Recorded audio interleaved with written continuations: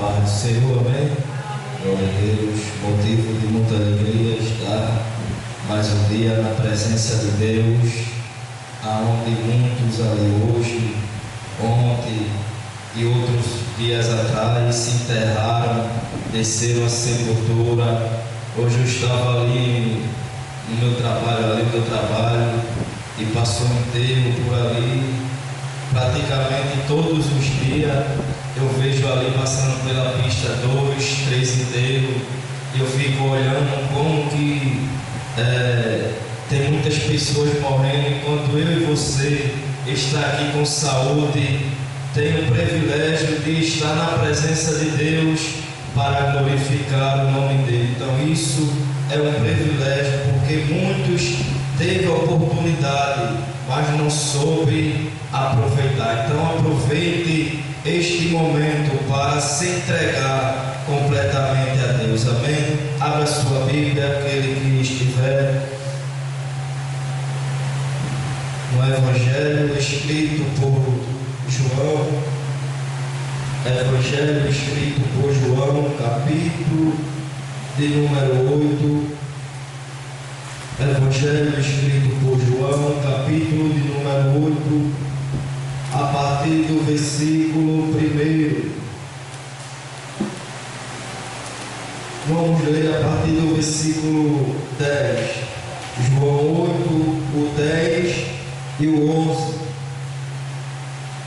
Evangelho escrito por João, capítulo de número 10, capítulo de número 8, o versículo 10 e o 11. Amém? Amém.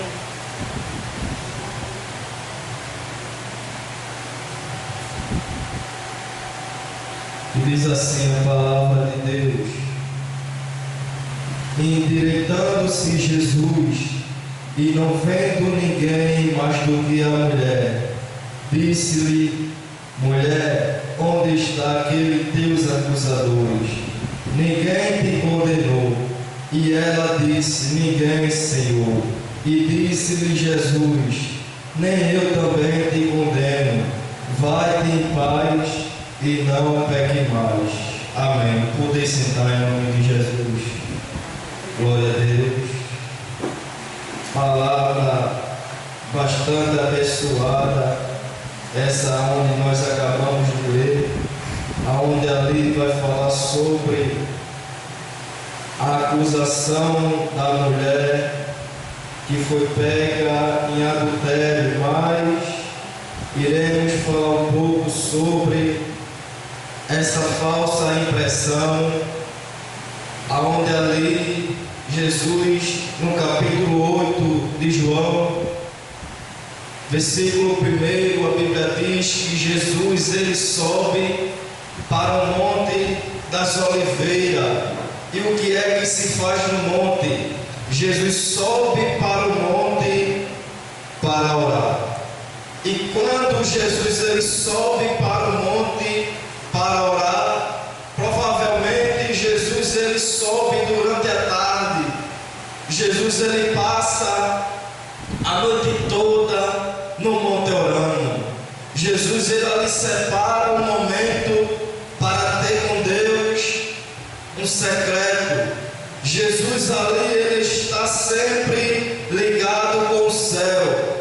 E por causa disso, quando separamos a vida espiritual para Deus, fique ciente de uma coisa: imediatamente vai chegar coisas para nos atingir. Quando Jesus ele sobe para o monte para orar, a Bíblia diz que ele desce durante a manhã e ele vai até o templo. E quando ele chega no templo, ele ensina uma grande multidão, porque onde Jesus estava, as pessoas o acompanhavam, porque sabia que ele tinha palavra para lhe dar. E quando Jesus ele se olha em redor, ele está rodeado de uma multidão. E no meio dessa multidão ali vai existir diversos tipos de pessoa. E essa pessoa existe também ali escriba fariseu, ele só consegue enxergar o pecado do próximo, mas ele não consegue enxergar o seu próprio pecado. Então ele vem até Jesus. Os fariseus, escribas, ele está observando Jesus pregar, mas ele não está observando Jesus pregar com o pensamento de aprender. Ele está observando Jesus pregar com o pensamento de pegar Jesus na palavra, porque Jesus está pregando sobre o amor, Jesus está pregando sobre o arrependimento, Jesus está ensinando sobre o amar o próximo. Então os fariseus vêm, ele pega uma mulher e leva até Jesus. Ele chega até Jesus e diz: mestre, aqui está, mestre, essa mulher. Ela foi pega num ato de adultério, adulterando. E tu sabes, Senhor, que na lei de Moisés, essa mulher tem que ser apedrejada. Essa mulher tem que ser morta. E Jesus, ele continua ensinando, porque Jesus percebeu que ali era uma voz de uma negatividade. Mas ele continua insistindo: mestre, essa mulher ela foi pega adulterando, e na lei de Moisés manda apedrejar essa mulher. Mas também a lei de Moisés diz que tem que pegar o homem e a mulher. Mas ele esqueceu esse detalhe, ele só levou a mulher. O que eu acho interessante nessa história é que ele leva a mulher à pessoa certa. Olha o que diz João 3, o versículo de número 16 e 17. Porque Deus amou o mundo de uma tal maneira que deu seu Filho unigênito, para todo aquele que nele crê não pereça, mas tenha a vida eterna. Ao versículo 17. Porque Deus enviou seu Filho ao mundo, não para que o condenasse o mundo, mas para que o mundo fosse salvo por ele. Aí eu vejo essa mulher sendo levada pelos escribas fariseus, mas os fariseus pensavam que ia pegar Jesus na palavra. Não, ele leva a mulher ao homem certo. Eu acredito que se a mulher fosse levar, se ela fosse depender para chegar até Jesus pela sua própria perna, seria muito difícil. Mas aquele homem, ele serve de ponte para levar aquela mulher até Jesus. Acredito eu que depois daquele encontro, ela foi salva, ela foi liberta por causa de um impulso dos fariseus. A intenção era pegar Jesus, mas a intenção de Jesus era salvar ela. Então ele chega e diz: aqui, mestre, está aqui a mulher, foi pega no ato de adultério, e o Senhor o que é que diz? Jesus escreve em terra e diz assim: aquele que não tem pecado, seja o primeiro a tirar a pedra dessa mulher. A história vai dizer que vai do mais velho ao mais novo, vai saindo de um por um, porque eles queriam colocar a lei diante da graça que era Jesus. Mas a lei de Moisés está dizendo que tem que ter os dois homens, e a lei não permite a mesma pessoa que está com o mesmo pecado condenar a pessoa que está com o pecado igual dela. Era Jesus dizendo: vocês também estão em adultério e quer condenar essa mulher, não tem como. Você que também é pecador, não tem como condenar essa mulher. Então Jesus, ele delibera uma palavra para aqueles homens. E a Bíblia diz que no começo do ensino de Jesus, uma multidão o escutava. Mas quando ele repreende e bate no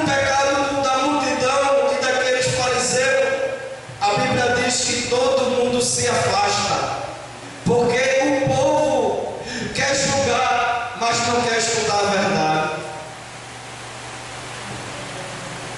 Eu já quero dizer nessa noite que o que está afastando o povo da igreja é a condenação mundana. É muitas pessoas julgando a pessoa porque falou mentira, porque olhou para um homem, olhou para uma mulher. Eu sei que é pecado, mas Jesus disse: eu não vim para julgar o mundo, eu vim para o salvar. Então é mais fácil trabalhar com essa pessoa na igreja do que julgar ela e ela ir para o mundo. Então há muitas pessoas afastadas do caminho do Senhor por uma acusação. Aí o Senhor olha para essa mulher e diz: mulher, onde estão os teus acusadores? Nenhum te condenou, e também eu não te condeno. O que eu olho aqui nesse texto é que quando Jesus ele olha para os homens e diz: olha, por que tu queres acusar ela se tu também está em pecado? Aqueles homens se afastam, todo mundo se afasta, só fica Jesus e a mulher. Pode todo mundo se afastar, mas se Jesus ficar, é importante. Todo mundo pode te deixar, todo mundo pode te largar, mas nunca deixe Jesus sair da sua vida, porque se ele sair, o barco vai à deriva. Porque João 15:5, a Bíblia diz: sem mim nada podeis fazer. Então com Jesus está difícil, mas sem ele é pior. Então não deixe que Jesus se afaste. Pode o pai se afastar, pode a mãe se afastar, mas se Jesus está do teu lado, ainda que a dificuldade esteja afrontando, ainda que a tempestade esteja combatendo o teu barco, mas se Jesus estiver dentro do teu barco, ele acalma a tempestade. Certa feita, o discípulo já estava no meio do mar. A Bíblia diz que uma grande tempestade se levanta, o vento furioso se levanta, os discípulos começam a ficar com medo. Mas quem é que está dentro do barco? Olha para o teu irmão nessa noite e diz: Jesus está no teu barco. O mal não te domina, ainda que o medo venha dominar o teu corpo, mas Jesus ele se levanta ao teu respeito. Aí o discípulo chega assim até Jesus e diz: mestre, tu não se importa que perecemos? Jesus: calma que eu estou aqui ainda, eu não fui embora, calma que eu vou acalmar o vento, eu vou acalmar a tempestade e tu vais chegar em terra em pé enxuto. Glória a Deus. Então aquela mulher estava diante de quem poderia resolver a causa dela.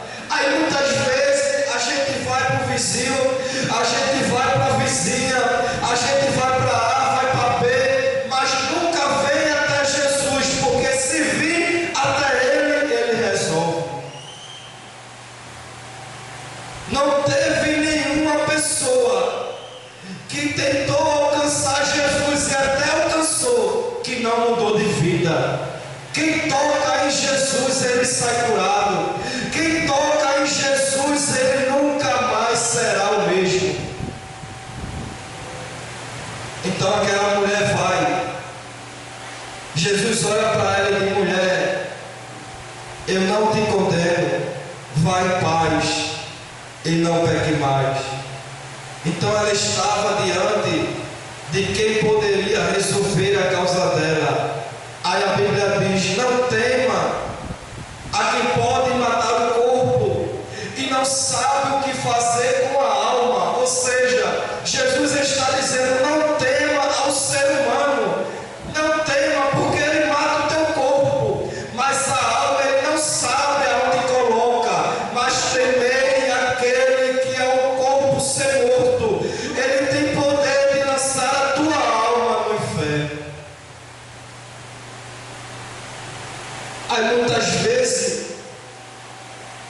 temos medo mais do ser humano do que de Deus.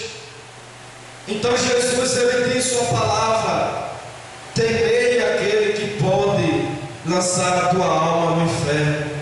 E quando falamos de inferno, é uma palavra tão agressiva que muitas pessoas não levam em consideração. Depois da morte, as pessoas pensam que tudo acabou. É apenas o começo. Porque a Bíblia diz lá em Hebreus, capítulo 7, capítulo 9, e o versículo 27, que ao homem foi determinado morrer uma só vez, e após isso segue-se o juízo. Aí eu te pergunto nessa noite, por tudo que tu tem feito aqui na terra, se o julgamento de Deus fosse hoje, tu estaria preparado para ser julgado por Ele? Eu repito, não temei a que pode matar o corpo e não sabe o que fazer com a alma, mas temei a que pode lançar a tua alma no inferno. Quem é esse? É Jesus. Glória a Deus. O que é temor? Temor é você ter respeito por alguém. É você dizer para alguém: eu te respeito pelo que você é. Então muitas das vezes a gente falta com respeito com o nosso mestre. Muitas das vezes a gente não reconhece quem verdadeiramente ele é. Porque Jesus, ele ensinou ao discípulo tudo o que ele fez, tudo quem ele era, mas mesmo assim os discípulos não acreditaram em seu poder. Porque quando a dificuldade chegou, eles esqueceram de Jesus. Então às vezes é assim conosco, é assim na nossa vida. Quando tudo está bem, é Jesus para lá, é Jesus para cá. Mas quando a dificuldade aperta, a gente esquece dele. E ainda diz assim: Deus, tu me abandonou. Mas até o silêncio de Deus é um grito na nossa alma. Porque a Bíblia diz que Deus, ele passou 40 anos em silêncio com o povo de Israel, mas ele nunca abandonou seu povo. Ele estava presente em silêncio. Então até Deus em silêncio, ele trabalha a nosso respeito. Uma prova disso é que se Deus, ele tirar a mão de cima, o inimigo nos traga. Porque a Bíblia diz que o nosso adversário, ele anda ao nosso derredor, bramando como um leão, procurando a quem possa tragar. Então o fato dele não nos tragar é porque Deus está com a mão em cima. Mas se ele tirar a mão de cima, já era. Então é muito sério essa palavra. Quando a gente reconhece o que Deus fez na nossa vida e acredita que Ele ainda vai fazer, a gente tem mais respeito por Ele, a gente tem mais temor por Ele. Quando fala Jesus, a gente já treme. Por quê? Porque é um nome que é sobre todos os nomes, que é um nome que a gente não consegue imaginar o tamanho desse nome. Imagina a grandeza de Deus, porque se Deus ele chegasse com a sua glória perto da gente, a gente não suportaria pelo tamanho da grandeza que Ele é. Então que nessa noite a gente venha enxergar o que Ele fez na nossa vida. Eu estava meditar essa semana e conversar com alguns meninos no trabalho. Eu comecei a imaginar o que foi que levou Deus enviar Jesus aqui na terra. que passou na mente de Deus, porque tinha outras pessoas, tinha Miguel, tinha Gabriel, tinha os anjos, mas porque ele enviou Jesus? Porque Deus, ele só dá o melhor. Parece que eu vejo Deus olhando assim no céu e dizendo: eu tenho que ofertar alguém lá na terra, eu tenho que mandar alguém lá na terra para salvar os meus filhos e minhas filhas, mas eu tenho que mandar alguém que vai resolver tudo por mim. Aí muitas das vezes a gente vem para a casa de Deus e quer dar o pior para Deus. Não, dê o seu melhor, porque Ele olhou no céu e disse: tem Miguel, tem Gabriel, tem os anjos, tem os serubins, mas eu vou enviar Jesus. Aí eu te pergunto nessa noite: o que Jesus significa na tua vida?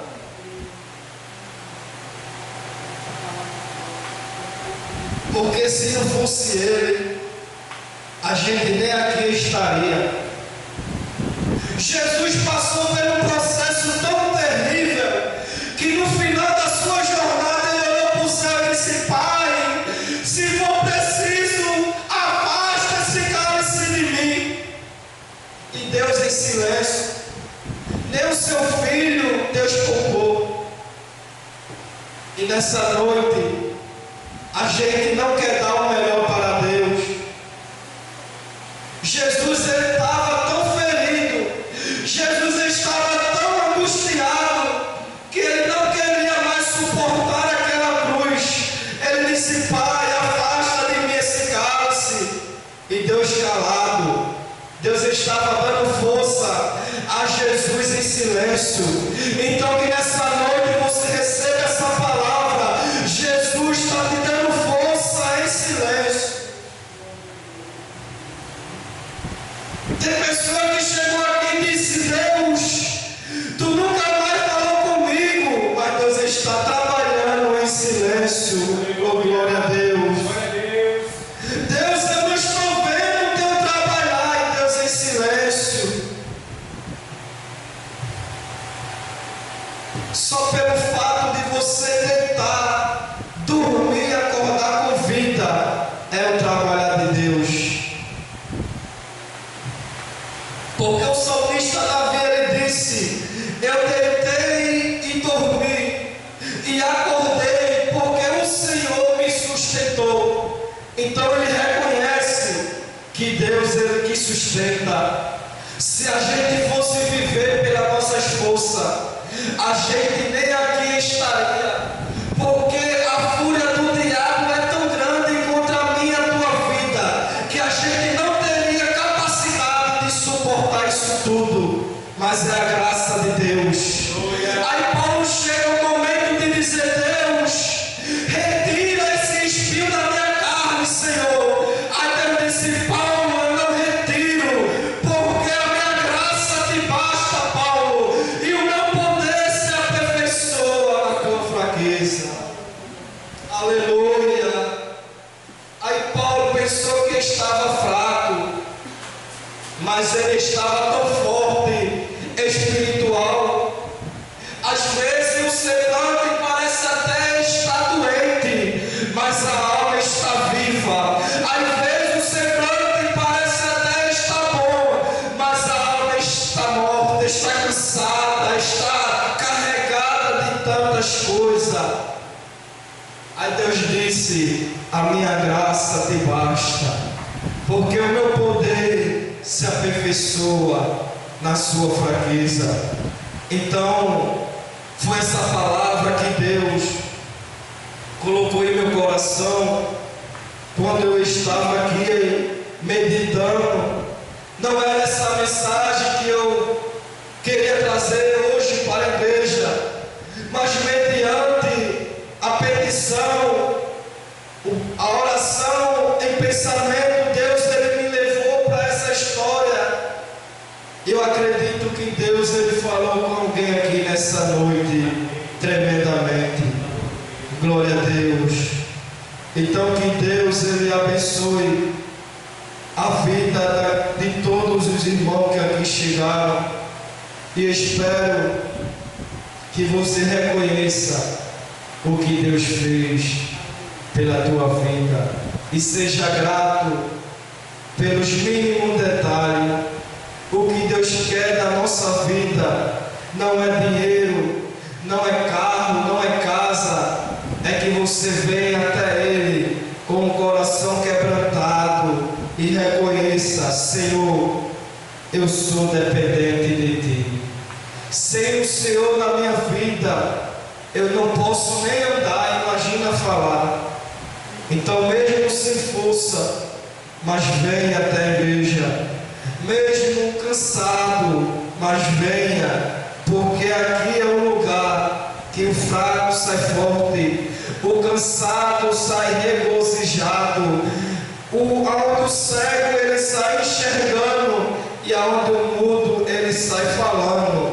Então, receba essa palavra da parte de Deus, em nome de Jesus. Amém.